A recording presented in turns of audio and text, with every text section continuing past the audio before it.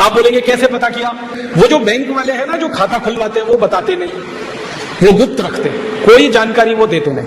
तो फिर हमने कैसे पता किया? वो तो बताते नहीं किसी को। तो हमने कैसे पता किया? हमने ऐसे पता किया कि दिल्ली के हवाई अड्डे से, बंबई के हवाई अड्डे से, मद्रास के हवाई अड्डे से, कलकत्ता के हवाई अड्डे से, बड़े बड़े हवाई अड्डों से कौन कौन स्विट्जरलैंड जाता है, इसका पता करो। तो उसकी पूरी सूची निकाली हवाई अड्डों से। हवाई अड्डों से पता चला, लाखों लोगों की सूची निकल आई। फिर उसमें से हमने छांटना शुरू किया कि इसमें यह पता करो कि हर महीने कौन कौन जाता है, हर महीने कौन जाता है, 15 दिन में कौन जाता है, 20 दिन में कौन जाता है, 25 दिन में कौन जाता है, पता करो। क्योंकि घूमने वाला आदमी स्विट्जरलैंड जाएगा। कोई कहता जी मैं तो घूमने गया था, ठीक है भाई, तुम घूमने गए थे तो साल में कितनी बार घूमने कोई जाएगा? एक बार, बहुत जाएगा 2 बार। ज्यादा लोग जो घूमने जाते हैं वो मुझे कहते हैं कि राजीव भाई एक बार स्विट्जरलैंड चले जाओ तो दोबारा जाने का दिल नहीं होता। क्यों? कुछ है ही नहीं वहां, कुछ ऐसा खास नहीं है। वो कहते हैं स्विट्जरलैंड से सुंदर तो अपना पंचमढ़ी है, स्विट्जरलैंड से सुंदर तो अपना शिमला है, स्विट्जरलैंड से सुंदर तो जम्मू कश्मीर है, स्विट्जरलैंड से सुंदर तो उत्तराखंड है। हिंदुस्तान में ऐसी 100 से ज्यादा जगह हैं जो स्विट्जरलैंड से ज्यादा सुंदर है। जो आदमी ने वो देखी नहीं है उनको स्विट्जरलैंड स्वर्ग लगता है, लेकिन जब इन जगहों को कोई देख लेता है वो कहता है स्विट्जरलैंड में तो कुछ नहीं है, हमारे यहाँ तो उससे ज्यादा है। तो इसलिए जो घूमने जाता है वो एक बार के बाद दोबारा नहीं जाता, लेकिन जो बार बार जाता है, हर महीने में 2 बार, 3 बार, 4 बार, कुछ तो ऐसे महान हैं हर हफ्ते जाते हैं। उनकी सूची जब हमने निकाली तो उसमें 80,000 नाम निकल आए। और फिर हमने जब उनकी खोज करना शुरू किया कि ये नाम का आदमी हिंदुस्तान में क्या काम करता है, तो पता चला नेतागिरी करता है।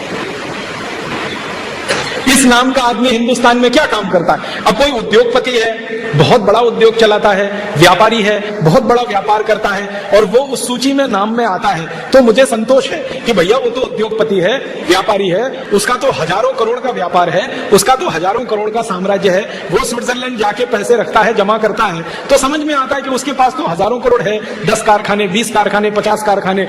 लेकिन जो शुद्ध नेतागिरी करता है उसका नाम उस लिस्ट में जो देखता हूं मैं तो खटकता है वो कि इसकी तो चाय की दुकान भी नहीं है और इसका नाम उस सूची में है, इसकी तो पान की भी दुकान नहीं है और इसका नाम वो स्विट्जरलैंड जाने वालों की सूची में है। तो मन में शक पैदा होता है कि नहीं? जिस आदमी ने जिंदगी में चाय की दुकान नहीं खोली, जिसने पान की दुकान नहीं खोली, जिसने कभी जिंदगी में किराने और परचून की दुकान भी नहीं खोली, जिसने कभी व्यापार नहीं किया, कोई उद्योग नहीं चलाया, उसका नाम जब स्विट्जरलैंड जाने वालों की सूची में आता है और हजारों करोड़ रुपए उनका वहां पड़ा हुआ है, तो पक्की बात है कि उन्होंने कहीं से लूटा है वो पैसा। हमारे देश में पुराने जमाने में डकैत हुआ करते थे, डाकू मोहर सिंह, डाकू माधो सिंह होते थे ना, डाकू जालिम सिंह वगैरह वगैरह, ये डकैत होते थे और इनके पास पैसा मिलता था। पुलिस जब इनके घर में छापा मारती थी तो सबको पता है कि कहां से आया, लूटा। कभी एक गांव में जाके लूटा, कभी 2 गांव में, कभी 3 गांव में, कभी 1 परिवार, कभी 2 परिवार, कभी 5 परिवार। तो हमें संतोष है कि भाई डाकू मोहर सिंह के पास पैसे कहां से आए, कहीं लूटा उसने। डाकू माधो सिंह के पास पैसे कहां से आए, कहीं से लूटा। अब पता चला है कि नए नए डाकू मोहर सिंह और माधो सिंह इस देश में पैदा हो गए,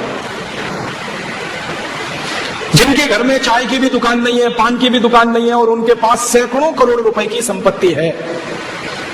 मैं बिना नाम लिए कहता हूं, महाराष्ट्र में ऐसा ही एक डाकू है, हम सब उसे नेता कहते हैं और वो मंत्री है, केंद्र सरकार में मंत्री है। उसने बंबई से पूना के बीच की सारी जमीन खरीद रखी। बंबई से पूना के बीच की सारी जमीन, लाखों हेक्टेयर की जमीन एक डाकू ने खरीद रखी। आप सोचो, ऐसे ऐसे 80,000 हैं। मैं तो एक की बात कर रहा हूं, 80,000 जिन्होंने लूट लूट के इस देश का पैसा स्विस बैंकों में जमा कर रखा है। तो मैं तो आपसे यही कहने आया, डाकू मोहर सिंह मरा नहीं है, डाकू माधो सिंह मरा नहीं है, डाकू जालिम सिंह मरा नहीं है, उन्हीं की आत्मा हमारे नेताओं में प्रवेश कर रही है। अंधाधुंध लूट रहे हैं इस देश को। और आपका पैसा, मेरा पैसा, दर्द मुझे इस बात का है कि मेरा पैसा है, आपका पैसा है। अगर मेरा आपका नहीं होता तो थोड़ी देर के लिए हम छोड़ देते, चलो ठीक है। मैं आप और सब मिलके जो टैक्स में दे रहे हैं उसको लूट रहे हैं।